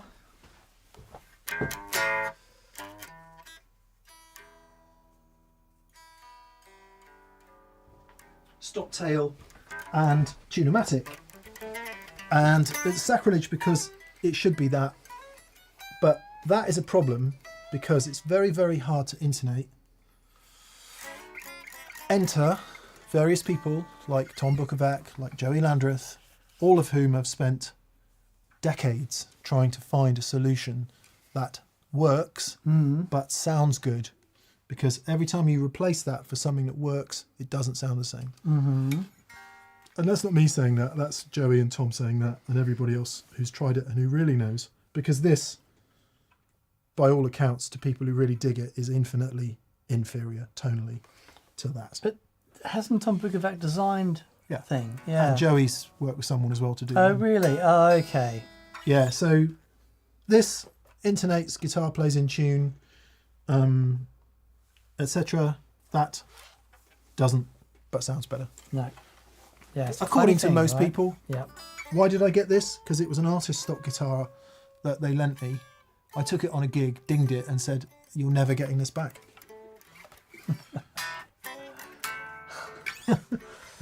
Because I loved Darling. it. I did a whole bunch of gigs with it, and I was like, I love this guitar. Darling, I need to buy another guitar. Sorry. Dink. Sorry, babe. It's had an accident. Yeah. I can't send it back now. Yeah, you better send me a bill. So, yeah. I don't play this guitar enough. But why don't you play it? That's the point. Because it is a bastard to keep in tune. It is. And Because it's sonically, it is. Oh, it is at least the best guitar in this building. Sonically, I would say. yeah. But it's a fight, isn't it? It is. It is a fight. It is a fight. The neck just feels. Feel the neck on that. Just have a know, quick mate. play. It makes me is sad so every time I solid. play it. It is so solid. Have It's you ever such tried a beautiful- different bridge on it? I have. Yeah. Yeah, and it just kills it.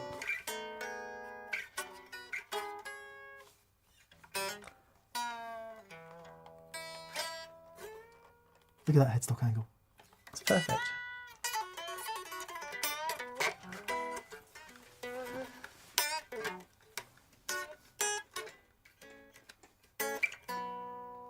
It's Isn't it great? just such a fantastic guitar. Yeah. Anyway, so there you go. As for the PRS, Alex, when our friend Robin Ford came in and brought his two I'm PRS. seeing him tomorrow. Are you? Yeah, I am. Nice. Yeah. Please say hello. I will. Yeah, you should take that box of pedals for him as well. Okay. Yes. He brought two identical of his PRS signature guitars in, both of which have the wraparound, which he really likes, I think, or at least single piece bridge and tailpiece. Is that right? Yes. And one was made of one material and one was made of another material, and they sound quite different. Mm. So yeah, that's the what thing. we'd say, Alex.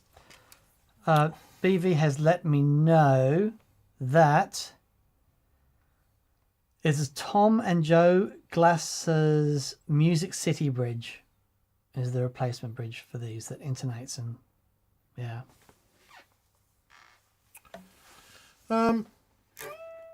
We should try one. Gordon Sure. says, Mick, I have a wraparound on my Collings 290, which is dog hair with gold foils. Man, that sounds cool. That sounds cool. I love that dog hair finish, Gordon. I was thinking of putting the Bigsby on that, actually. Which would be pretty cool. Yeah. Oh, you hate Bigsby's, but I like them, so I might do No, it. they're okay. Dan hates them cool. because they're very hard to live with. Just Yeah. I like them for how they sound, yeah. Yeah. regardless They- of whether you use it or They're not. one of the bridges that can help. Yeah. Anyway, Combustion Aim says, my PRS wraparound seems to do okay with tuning and intonation. Yeah, of course it does, because it's PRS. And There you he's go. worked really hard to make that work. Yep. So the modern ones can absolutely intonate perfectly, or at least extremely well. These old ones, not so much. Yep.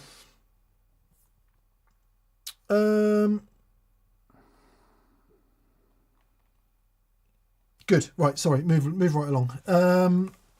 Jamal Hill Richardson Albini. Hello, Hey Jamal, mate. thanks for buying an Argo Boost Deluxe. We were writing your card out today. He says, good morning, Legends. I enjoyed making some loud feedback this weekend. I got the Argo Boost Deluxe, but put the wrong address. I've already sent an email. Yes, I made sure. No questions, so if time allows, please take one from the chat. I do have one from the chat. Go for it. Okay. It is.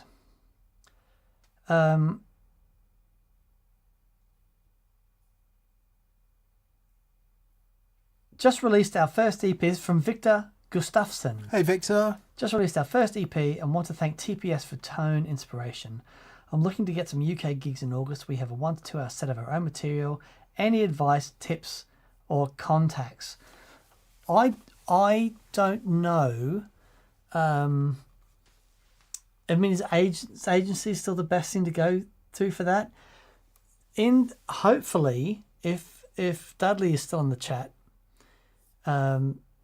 he has a lot of experience with artists coming over. Talk to Dudley.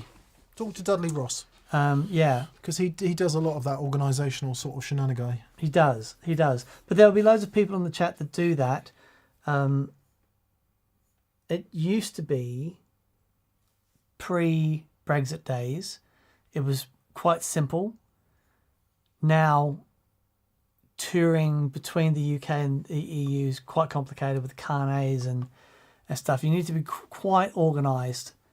But people do it still. It's Yeah. And so, yeah. Yeah. Or like Ainsley, for example. Ainsley plays in absolutely. Germany a lot, and Netherlands and other places like that. He's like scared of changing anything in his rig because they have to redo the whole carnet. Yeah. So even down to like swapping pedals out and stuff, Yeah. he's like, no, it's just got to stay the same. Patch leads. They can't. It's nuts. I'm going to go there. Thank you, Jamal. Thank you, mate. Derry says, hey guys, I'm dreaming of the next guitar. Looking around everywhere. Don't you wish guitar store websites were so much better?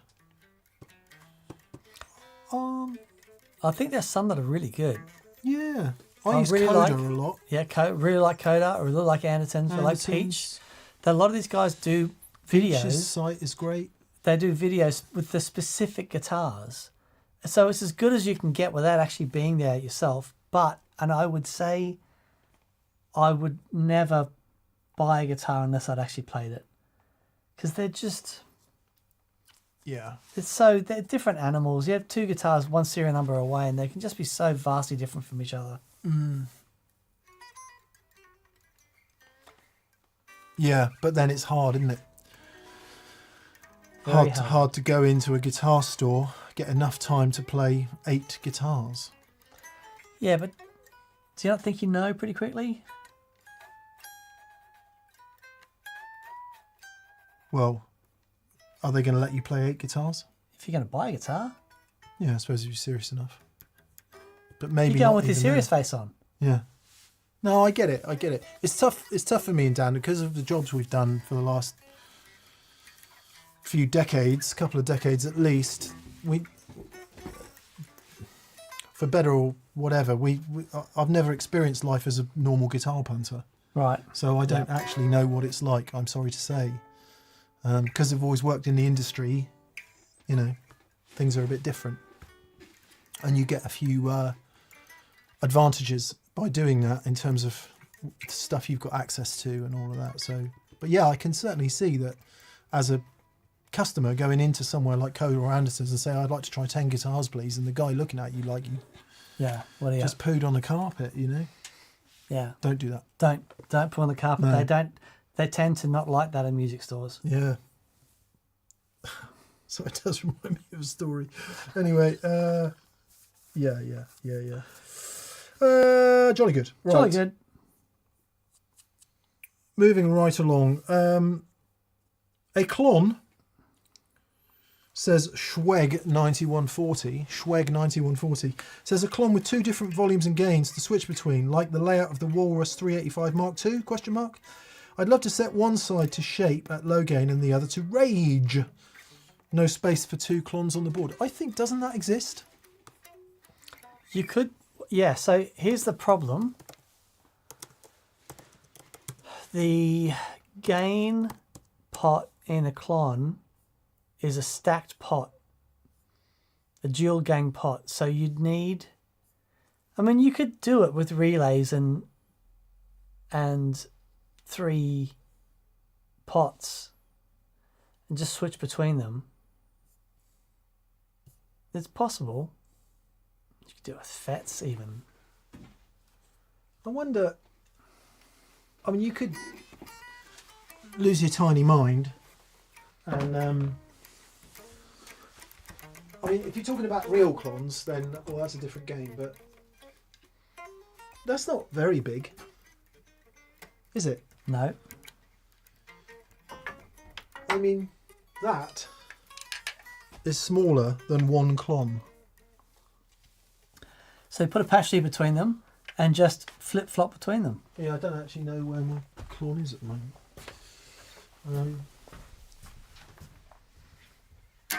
Yes. Someone was asking who my favourite junior player is. Leslie West, of course, from Mountain. Amazing junior player. But there's a band called the Sensational Alex Harvey Band. And the guitar player in that was a junior player. And his name... Do you remember his name? Nope. Okay. It'll come to me in a Paul second. does, because he's a massive fan. Ray Parker Jr. Ray...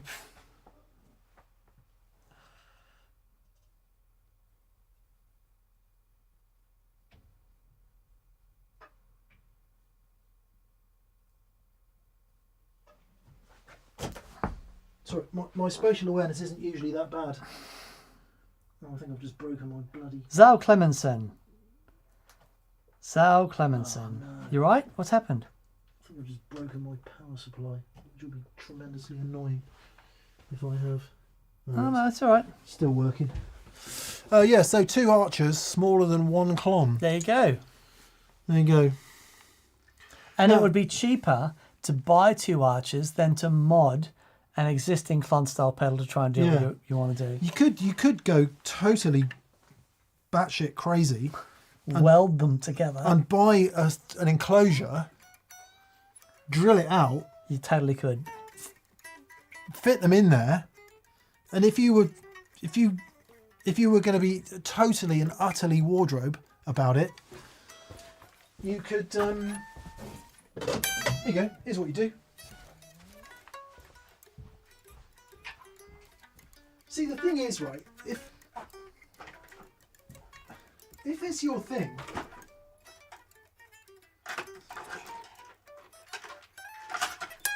I've got my hands down. What you need, mate?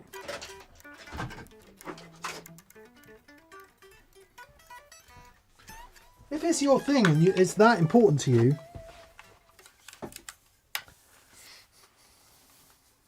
I mean, it's a perfect solution. 2 clones, or at least clon alikes, QMX2, you can either have on off, or you can have that one on and that one on. That's right.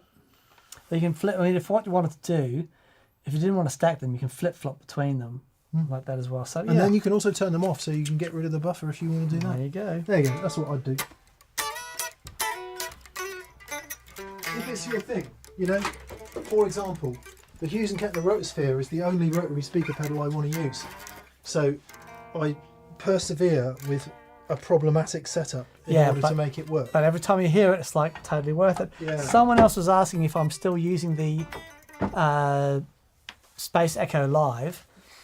The way I have my board set up now, and I'm going to do a new pedal board video for this year because I do have some gigs coming up, and we're talking about doing some more TPS gigs as well.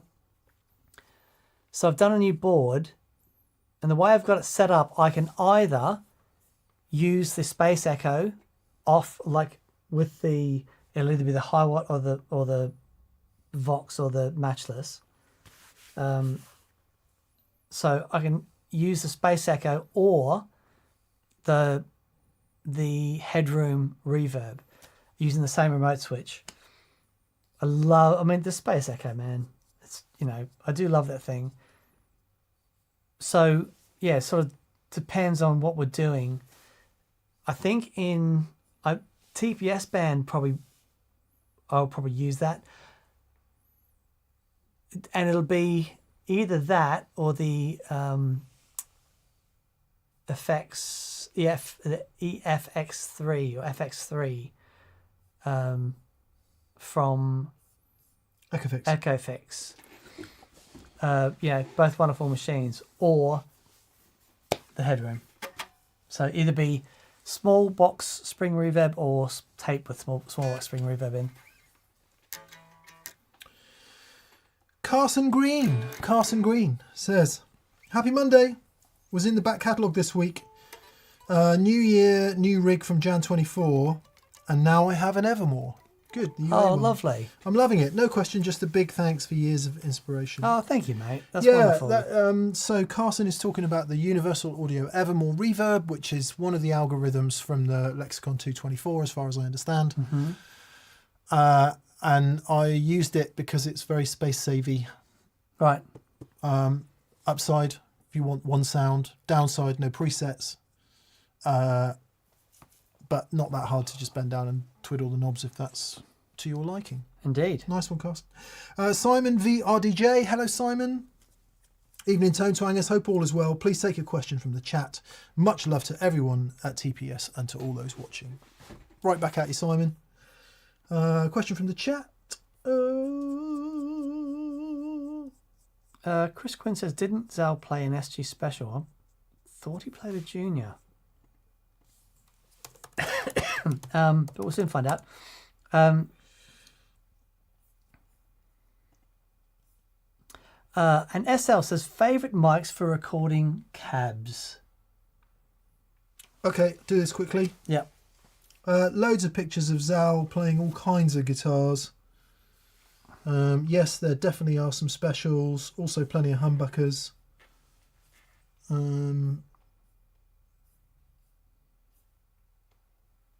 Yeah. Quite hard to see because his hand's always over the pickups. Yeah, definitely some specials. Special being custom 2 pickup, custom 3 pickup. I'll strap this on down in here. What was the question? Sorry. Oh, mics for recording cabs.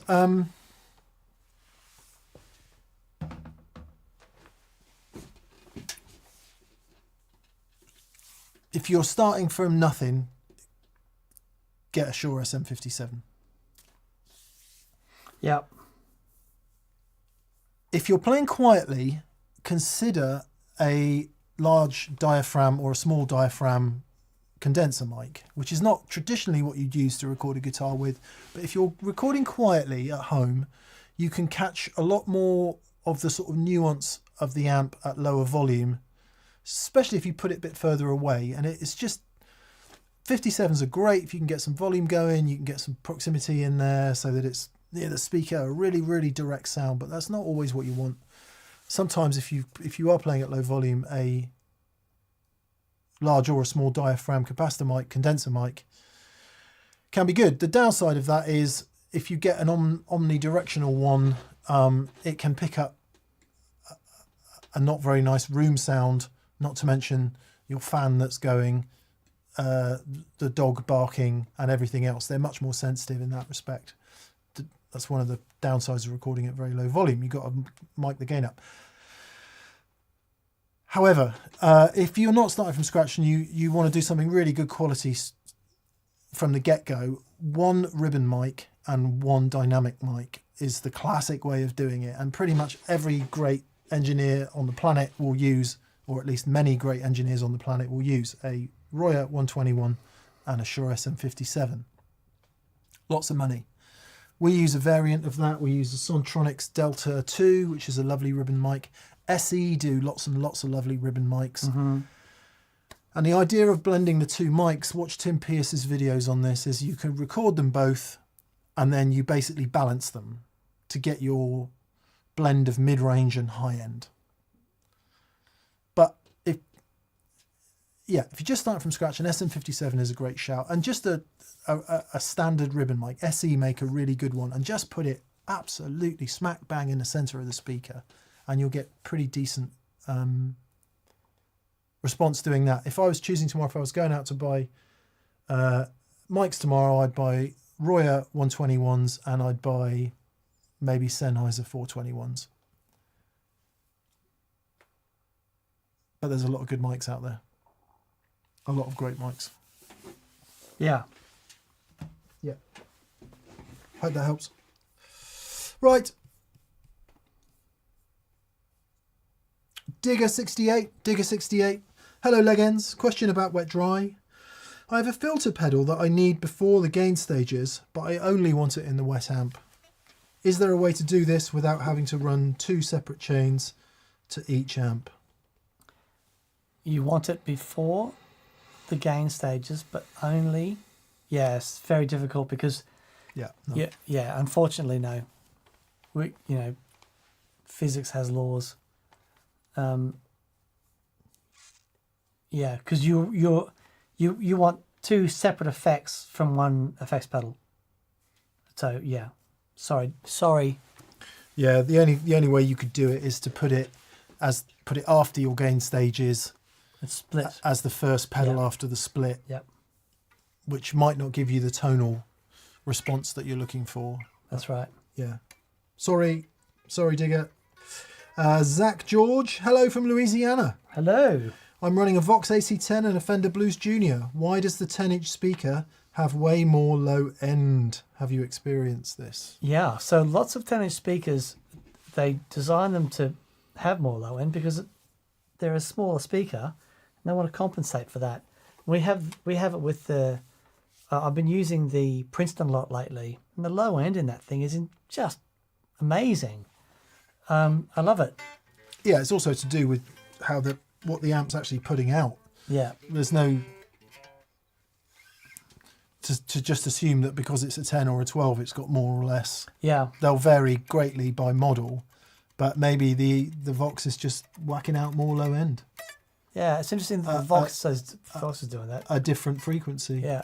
Could be. Try also the physical position in your room. I don't know if you might have already tried that, but if the Vox is more in a corner, for example, it might just be something the way it's resonating within the room. But I would say, as Dan had just said, our Princeton seems to put out more low end than the Deluxe. Yeah. Doesn't it? It's amazing. Yeah. So, yep. Centre for Wheelchair Pillow. Centre for Wheelchair Pillow says, I have several 2x12 cabs. What's the best way to link them or connect them to make a 412 or an 812 without opening them up and doing surgery? Oh. You have to know. Well, you'll know the total load of the amp, right, of the cab. So let's say you've got two that are 8 ohms. How many do you want to? First off, how many speaker outs have you got on your amplifier? That's right. That's exactly right. Because if you want to run 2 cabs and you've got 2 speaker outs, what you need to know is whether the speaker outputs in the amp are parallel or series, and they are almost always parallel, but please check. And then you need to know that if you run them in parallel, 2 8 ohm cabinets in parallel, Daniel, is... 2 8 ohm cabinets in parallel is 4 ohms. 4 ohms. So your amp will need to be able to put out 4 ohms. 2 16 ohm cabinets in parallel, Daniel, is 8 ohms. Now, what if you've got an 8 ohm cab and a 4 ohm cab in parallel? You get a weird impedance mismatch thing that somewhere between fun. 5 and 6 ohms probably. Yeah. Which would be okay on a 4 ohm setting. But if you've got 2 4 ohm cabs and you put them in parallel, you get down to 2 ohms, which is you're in the land of basemans and what are super reverbs? Are they? I don't actually know. But very few amps are very happy few with amps, a 2 amp but load. very few. It's Then a special transformer. You could look at some sort of wiring option. So let's say you want to run 4 cabs and your amp's only got 2 speaker outs. You then need to make up some cables which come out of your speaker outs and split off to go to the other cabs. Then you need to know your series and parallel wiring and do the calculations based on how they're wired and what the total load is. Mm-hmm. Finally, some cabs have 2 jacks on which will enable you to link them. Then you need to know whether that is series or parallel and to do the calculations. So I would say start with, you should have 2 speaker outputs on the back of your amplifier. Start with, make sure that the amplifiers, the cabinets, make sure that they have the same output impedance. The other thing you need to check then is that they're in phase. Oh God. So it does get complicated. I checked when I put the speakers in there. I did the old 9-volt battery thing. I thought, I bet these bloody speakers are the wrong way around, but they're not. They're good. Yeah. Very good. BV's just confirmed supers are 2 ohms as well. There you go. So sorry, it's not an easy answer, but yeah, that's what you have to do. You have to know whether it's series or parallel. You have to know the total load, and then Yep, and don't do it if you are concerned that you haven't got any part of that chain right. Don't do it because you can blow up amplifiers. I know it's rare, but I have done it before. I blew up an old Marshall head output transformer because I got it horribly wrong when I was a younger man, a silly boy. learning. When I was studying, the house I was living at in North Queensland in Mackay was right on the river, and it was an old industrial thing. And on the weekends, I would go downstairs in the big open barn thing and crank the Marshall up.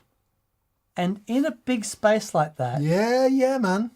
it was extraordinary, but at no point was I going, oh, this is too loud. Yeah. It's the space that you're in has got a lot to do with your perception of the volume. Yeah. But they were happy days. I remember once thinking, I'll be all spiritual and emotional. I'll go and put the Marshall on the balcony over the river, and I'll turn it up, and I'll just play. But because I was used to playing it in this barn, right, and I didn't have any reverb or anything, and I just stood over the river just going, gang, gang. It was like, this sucks. And somebody 3 miles away has gone, stop that. Someone 3 miles, 3 miles away, getting a letter from AC/DC saying, you owe us £10. Chris Costabile. Chris says, do you lose sleep knowing the word tone is classically used to denote pitch, whereas guitar effects primarily manipulate timbre? Are we living a lie? Do our t-shirts need to be altered? Nothing even rhymes with timbre. Timbre, however you say it. Timbre. Yes, it's a very, very good point. I think, though, we can regain our sleepless nights, or at least put them back to sleeping, by saying that language changes. Yeah. And colloquialisms exist, and I think when we say guitar tone, we know what we mean. Do we? Well, I think so. I would, yeah. It's an interesting question, isn't it? It is a very interesting question. I like What it. is guitar tone? I've always thought guitar tone is gain, EQ,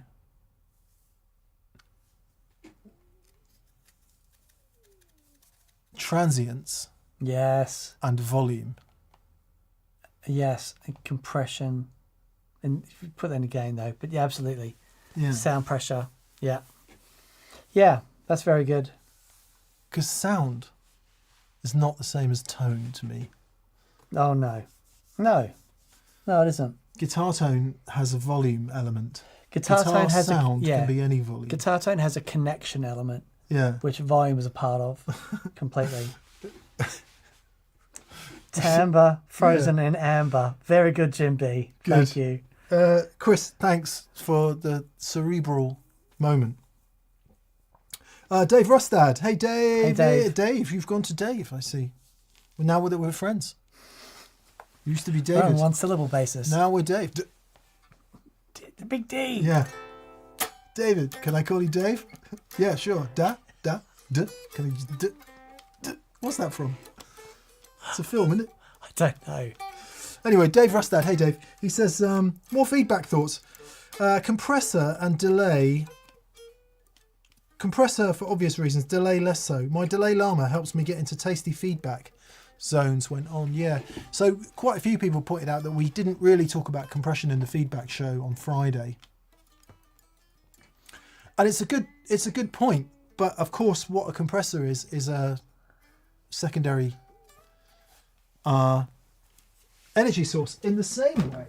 Yes, that is exactly right. That's exactly right. It is a secondary energy source. One of the things we didn't talk about, so for those of you who didn't watch, we used a definition from Seymour Duncan that said feedback occurs when a secondary energy source vibrates the string, basically. Those aren't exactly the words, but... And of course, another secondary source that we didn't talk about at all, secondary source of energy, is... Yeah, vibrato. Putting the energy into the string like that. Yeah. And somebody pointed out in the comments it was great. And of course, Dave, you're right. Compression, because what happens? The note dies away. The compressor brings the energy up, or brings the amplitude of the note back up, which means there is additional energy revibrating the string. So of course, compression is a great extra one. Delay is also interesting. Same thing, right? Because what are you getting? You're getting the same note again. Exactly.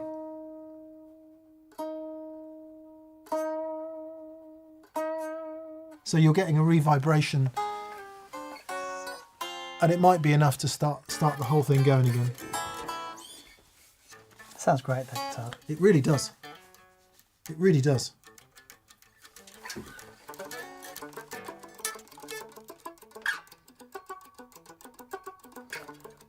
I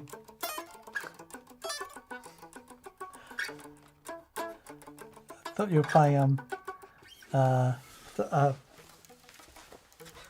playing the loop that was in the Argo Boost Deluxe.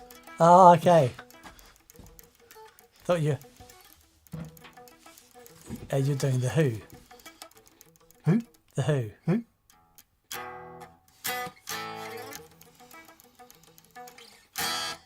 Jim B. Sat on the sloop, Jim B. Hey, gents. Says Jim B. Any experience with Ampeg guitar amps? I have a 70 GUI 2 with reverb and trem, very cool, and a 2010s GVT 15 1x12, which is pretty cool. I have absolutely no experience with Ampeg guitar amps. I have a tiny amount of experience with them. I know how important they are. Yeah. Because they were contemporary of Fender, right? They were. And also, the Stones used them for a long time. Well, for a time. Reverb Rocket, wasn't it? That was a famous one, I think. Right. I don't know if that's a new one or an old one, but there is a video of the Stones doing a sound check. I think it's in France, and you hear the guitars, and they are just glorious. And then they've all got these Ampeg amps. So cool. Let's get one. Yeah, I'd love to get one because I think they're a really wonderful pedal platform. Yeah, let's do it. No, okay. We don't have... We have extremely limited experience, Jim. So perhaps that's something that we can improve upon. Yep. I'm all in for the Ampeg bass amp, obviously. Yeah. And if anyone's got an SVT for sale and you want to trade for something, I am looking to acquire an SVT. Unreal. Yeah. And I'll do about 2 gigs with it. I'll be like, I can't do this. Gordon Rankin says, the Ampeg pushes the tone stack further down the line compared to Fender, which works so much better and something I have been using. There you go. Oh, interesting. Very good. Yeah, very, very keen to get one to try it out. Mike 2203. Hey, Mike. Hey, Mike. Nice to hear from you, mate. Mike is a massive Marshall aficionado and has also joined us on an experience day. It's really nice to hear from you, Mike. He says, Mick, have you ever tried the George in at Norton St. Philip? Yes, I have. Is it okay? It always used to be. Always used to be pretty decent. I haven't been there in many, many years. I lived in the next village and it always used to be pretty decent. So awesome. I'm going to assume that it still is. My D&M drive sounds fizzy. Any setting suggestions, please? I'm going through clean channels of 2 Marshall SL5 combos, wet dry. Yeah, I'm going to suggest that the fizziness you're hearing is on the Dan side. Because it does have a confident treble response. It does, but and even I run the tone quite low on my side. Show me. So my tone would be about here. And where do you put your gain and volume? About there, about there. Okay. Try these settings, Mike. This is how I use it. So there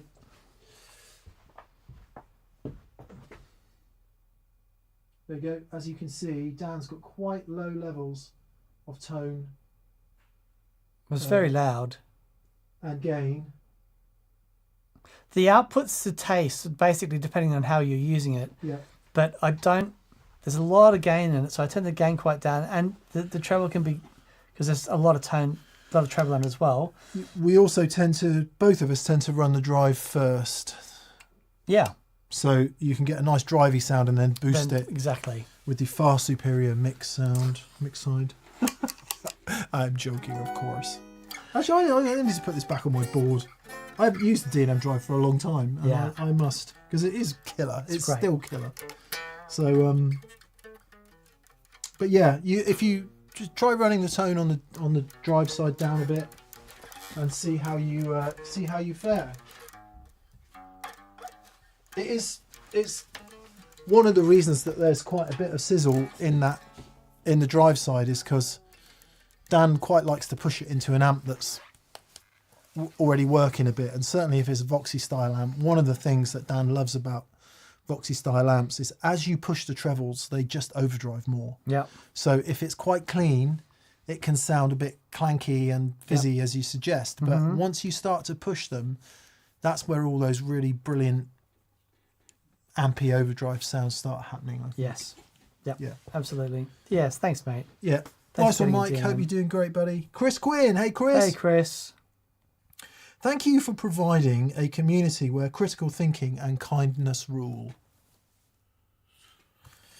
It's the discussion of the thing more than the thing that I love about TPS. Chris, that is immensely kind of you to say thank that. you, mate. And I'm glad that it is perceived as such. Yeah, thank you. It can be hard Yeah. online, but we were only remarking to somebody today that we are very lucky in the TPS community, or at least the sphere of humans that have TPS within them, that it's a bunch of very nice people. Yeah. Yeah. And we Considerate don't take people. that for granted. We know people in this world who don't have a wonderful collective around them the way that we do, and we are very, very grateful. And something we don't take lightly. Yeah, and thank you for reflecting on it, Chris. It means a lot. Thanks, mate. Means a lot. Means a lot. Joshua Ray Summy is last in tonight. JRS. Nice. Good to have 3 names, I think, as a musician. Do you not have 3 names? I do, but I don't use them. Okay. Yeah, You know what my middle name is. I do. Okay. There you go. I'm not using that. I think it's a great middle name. It's okay. Yeah. You know what mine is? Leslie. Abigail. What is it? Alexander. Is it really? Yeah. Dan's is Edmund. I like Alexander. That's cool. Yeah, well, my mum wanted to call me Alexander. And my dad forbade it, Matt. I think. Or it could have been the other way around. Dad, you're probably watching. You have to let me know which way around it was. Or Okay. you might not be able to remember, but yeah. I think Edmund is good. Yeah. Think of all the great Edmunds you've known. It was so weird. All of the kids, I don't know, my parents, man. So all the kids are D's, It gets worse. right? It gets worse, mate. You know it gets worse, and you can tell the whole story if you want. Well, no, it's just weird, and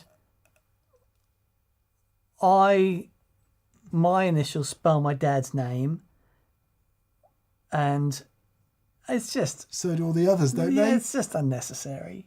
Yeah. Because my grandmother was Ethel as well, Yeah. and but anyway, so it was. Yeah. There's a lot of that going on. A lot of time in one's own head was spent in the Steinhardt family in the 70s. I think just give all the kids the same name. Be so much easier. Like Dave, Dave, Dave, and Dave. And it's like Dave 1, Dave 2, Dave 3, Dave 4. Yep. That would work. Yep. Anyway, sorry, Joshua. Having 3 names, we think that's cool, like Stevie Ray Vaughan, for example. Joshua Ray Sumney. I don't know how to spell my middle name. Everyone's calling it Edmund, M-U-N-D. No. M-O-N-D. That's what I thought it was. Edmond. Edmond. That's what it says on your passport. Does it? Yeah. Great. Okay. Obviously, I have a cleared picture that of up. Dan's passport for when I book flights and stuff, but Edmond. Edmond. I think it's great. It's all right. Eddie. Mandy. Eddie Money. Mando.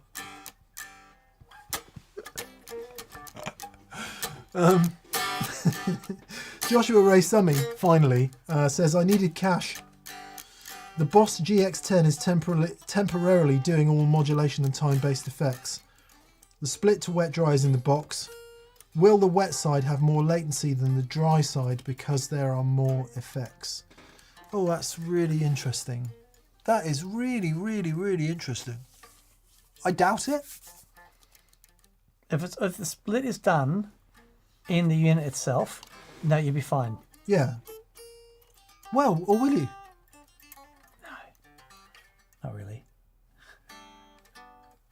I think that's a really interesting question. One way that you could find out, Joshua, is to, if you have access to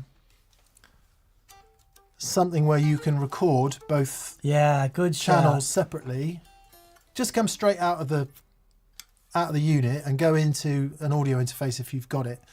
If you haven't, if you've got any sort of laptop or recording device, there's going to be a way you can get stereo audio into either a mobile phone or a computer and record 2 separate tracks into a free DAW. Or you might already use something. I'm just trying to suggest you don't need to spend loads of money. If you've already got a digital audio workstation, then just record 2 separate tracks, right? Pull up the waveforms and look at them and you'll see it clear as day. You'll see it. If you stretch the waveform out as far as you can, you'll see if they line up or not. And play something transient like Dan is about to do now.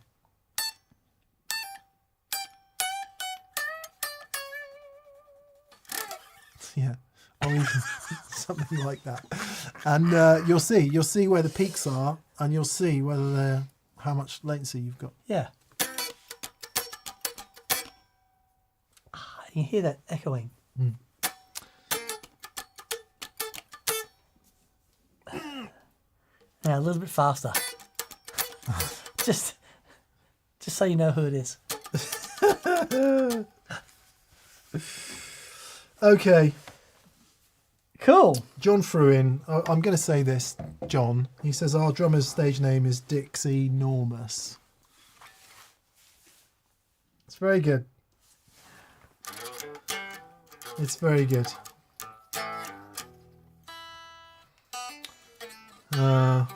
Amanda Coombs says, mine is B, her middle name. Or it might be Bea, B-E-A. Quite often pronounced B, as in Beatrice, I think. So she's ABC. Oh, very good. Nice. ABC. I have heard people say they wanted to give their kids names nearer the front of the alphabet because it helps them get ahead or something. No. I was Taylor, right? My surname, so I was always last in the register, or at least nearly last, before Yelland and Yeah. You would have been just after me. Zong. But of course, Andrews, they were always first. But that's last names, right? Yeah. So what you give you the first name is going to make a whit of difference. Well, kids aren't called by their last names anymore, are they?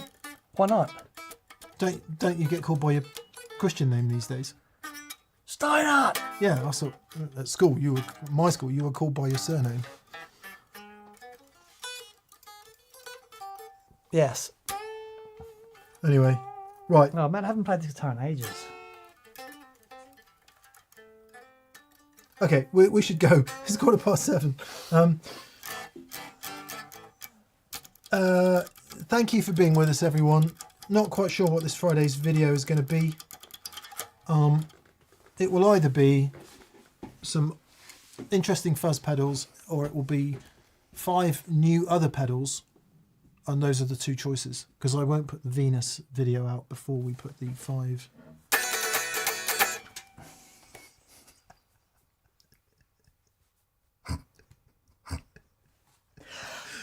Before we go, a massive thanks to everyone that bought an Argo Deluxe. Yes, That was thank really, you. really cool. Thanks to everyone. That's a really great pedal. Thank and you. And you'll love it. We're yes. Someone says, Dan, if Mick has your passport right now, blink 3 times. I've got a picture of it. I don't have the actual thing. Which is probably totally illegal, isn't it? You're probably not supposed to do that. Yes, thank you to everyone who bought an Argo Boost Deluxe. They start shipping tomorrow from us anyway. So yeah, I hope you enjoy it. I hope you enjoy it as much as I do and we do. Yeah, it's coming up in a few videos too. Groovy thing. Yeah, it is a groovy. It's a very, very groovy thing. Yeah. For so many reasons. Not least because it enables you to go like that. Right. To go have a bite. Yeah, go have a bite. Well, I don't know. I've lost it. I've lost the plot. Play us out, Dan. Okay. We'll see you Friday for more fun, and then on Monday again for more fun. Awesome. Thanks, everyone. Could it be any more fun? That's my question. Like, The how answer much is- more fun could it be? And the answer is no. None more fun. Oh yeah. You're risking a shaker on this, mate. You get a Bananarama copyright strike.